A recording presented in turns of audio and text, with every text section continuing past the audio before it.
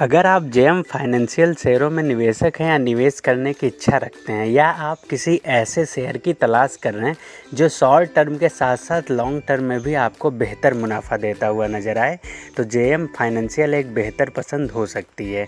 लेकिन कोई भी निवेश करने से पहले अपनी खुद की रिसर्च ज़रूर कर लें। और यहाँ पे जो बड़ी अपडेट निकल के आई है जेएम फाइनेंशियल को लेके, वो काफ़ी बेहतरीन है। तो आने वाले ट्रेडिंग सेशन में जेएम फाइनेंशियल में इसका इफ़ेक्ट बेहतरीन देखने को मिलेगा। तो बात कुछ स्टार्ट हुई थी, लगभग मार्च का टाइम था 2024 में। तो वहाँ पे आरबीआई के कुछ रेगुलेशंस आते हैं जेएम फाइनेंशियल के ऊपर और कंपनी बुरी तरीके से क्रैश होती है। और ये क्रैश काफ़ी ख़तरनाक था। जैसा कि आपने कल देखा होगा मन्नापुरम फाइनेंस में जिस हिसाब से चीज़ें हुई, वैसा ही लगभग यहाँ पे हुआ था और शेयर अपने 52 वीक लो के आसपास पहुँच गया। तो ये जो ख़तरनाक क्रैश हुआ था उसके बाद शेयर बुरी तरीके से टूटा और मार्च से अभी तक बिल्कुल स्ट्रगल करते हुए धीरे धीरे अपने ऊपर की तरफ सीढ़ियाँ चढ़ता रहा।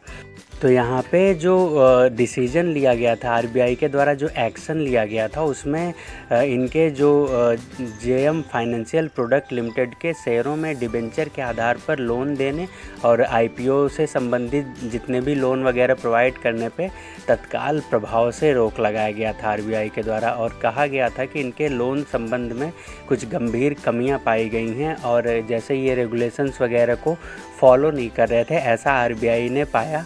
इस वजह से ये कड़ा एक्शन लिया गया। और इसके साथ साथ जैसे कंपनी पे आरबीआई ने बताया कि जो भी गाइडलाइंस हैं उन सारे चीज़ों का इन्होंने पालन भी नहीं किया था जेएम फाइनेंशियल को। तो अभी के टाइम इनको काफ़ी इंस्ट्रक्शन देते हुए ये सारी चीज़ों पे बिल्कुल छूट प्रदान कर दी गई है कि आप लोन बांट सकते हो आईपीओ के संबंध में और बाकी जितने भी आपके यूजुअल कामकाज हैं लोन संबंधित, वो सारे आप नॉर्मल ढंग से कर सकते हो।